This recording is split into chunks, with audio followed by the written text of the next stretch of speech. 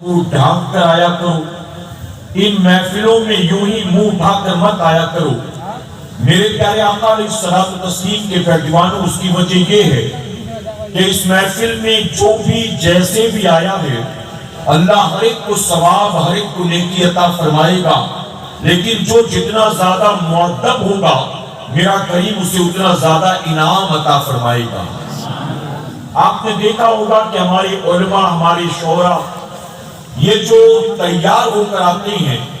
یعنی جبہ بھی پہن لیا، امامہ بھی پہن لیا، جیکٹ بھی پہن لی، سرما بھی لگا لیا، خوشبو بھی لگا لی، یہ جو اتنا اہتمام کر کے آتے ہیں، وہ آپ کے لیے نہیں کر کے آتے،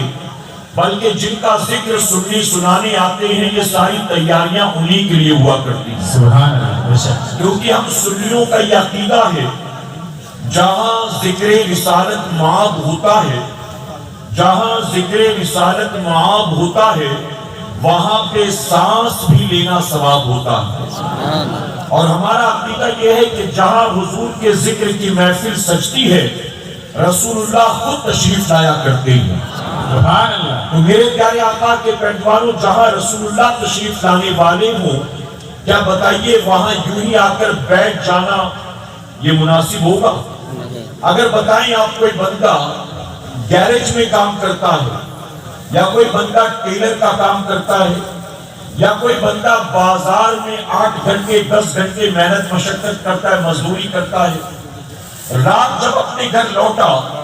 تو گھر آنے کے بعد اس کو گاؤں میں یا پڑوس میں یا کسی رشتہ دار کے یہاں شادی میں جانا،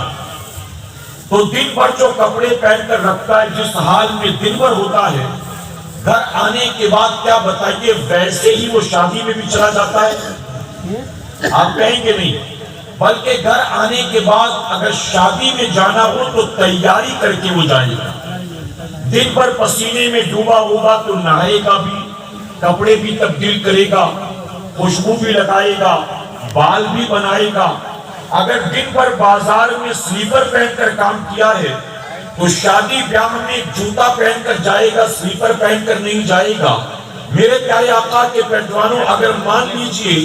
آپ کے علاقے کے ایم ایل اے صاحب نے آپ کو ملنے کے لیے بلایا، آپ کو لنچ پر ایم پی صاحب نے بلایا ہے، آپ کو منسٹر کے ساتھ ڈنر کرنے کا موقع ملا ہے، آپ کو پریسیڈنٹ کی طرف سے دلی انوائٹ کیا گیا ہے،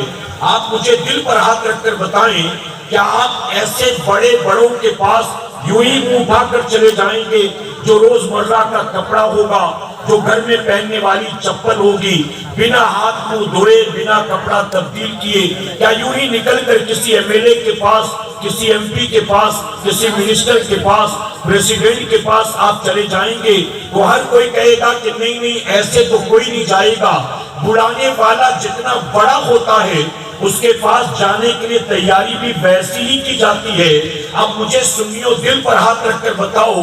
اگر بلانے والا میزبان بڑا ہو تو ہم بھی تیاری اسی اعتبار سے کر کے جاتے ہیں۔ اس کائنات میں اللہ نے اپنے محبوب سے بڑا بھی کسی کو پیدا فرمایا ہے؟ تو اگر رسول اللہ کی محفل میں آ رہے ہو، اور ایسی محفل میں جہاں صرف ان کی نعتیں ہی نہیں پڑھی جاتی، جہاں صرف ان کے فرامین ہی نہیں سنائے جاتے، جہاں صرف ان کی تعریف ہی نہیں کی جاتی، بلکہ جہاں خود وہ تشریف بھی لایا کرتے ہیں، تو ایسی جگہ پر کیا یوں ہی چلے جانا مناسب ہے؟ میرے پیارے آقا کے پیٹوانوں، آج جو حالات بن گئے ہیں نا ملک کے، آج جو ملک کے حالات